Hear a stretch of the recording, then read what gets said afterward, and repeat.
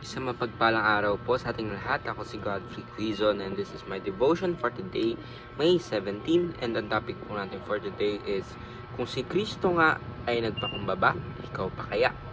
Humiliation of Christ. So, ano po ba yung humiliation of Christ? So, humiliation of Christ refers to the lowly and sacrificial path He willingly took. His incarnation, suffering, death, and burial. Though fully God, He chose to stoop low, becoming human, enduring rejection, and dying on a cross.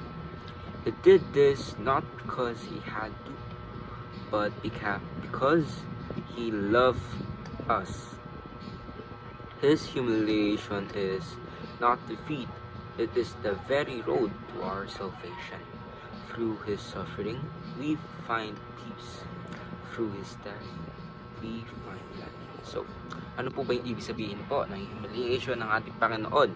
Na sa sobrang mahal na pagkamahal sa atin ng ating Panginoong Jesucristo ay nagpakababa siya. Ibig sabihin siya ay Diyos. Bumaba siya sa langit upang isalba tayo, at ang ginawa niya po dito sa langit is nag-serve siya sa ating Panginoon, na equal siya kay God, pero He chose to be low, or to stoop low dahil po ay siya po ay nagkatawang tao. Of course, siya po ay Diyos, katawang tao, in order for us to be saved, para mabigay po sa atin yung gift of salvation, na kahit Diyos po siya, nag-serve po siya sa ating Panginoon, nag-serve po siya sa kapwa nating tao, and of course namatay po siya at naghirap, nagdusa para po sa atin. So, first teaching po, or punta muna po tayo sa ating Bible readings for the day is Philippians chapter 2 verse 5 to 8. In your relationship with one another, have the same mindset as Christ Jesus, who, being in very nature God, did not consider equality with God something to be used on his own advantage. Rather, He made Himself nothing by taking the very nature of a servant, being made in human likeness, and being found in appearance as man. He humbled Himself by becoming obedient to death, even death on a cross. So, pinapakita po dito na kapag po tayo ay nagkakaroon ng relationship, or kada anong relationship sa ating kapwa-tao, karoon po tayo ng relationship na gaya na pinakita po ng ating Panginoon, na lubos-lubos na humiliation or pagpapatawad, na pagpapakababa.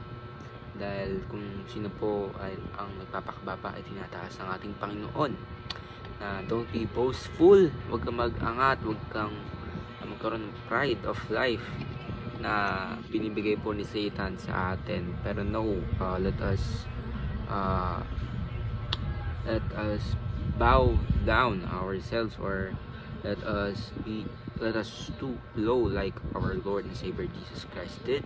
Tanggihan po natin si Satan. We must check Satan's pride and accept Jesus' humiliation.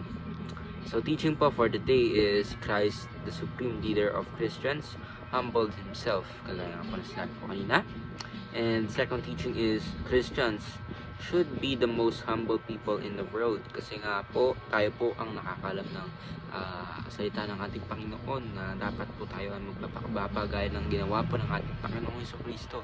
Dahil po tayo ay Christians, tayo po ay tagasunod ng ating Panginoon, at dapat ginagawa po natin, sinusunod po natin yung mga dapat na ginagawa ng ating or yung mga ginawa ay teachings ng ating Panginoon Jesucristo.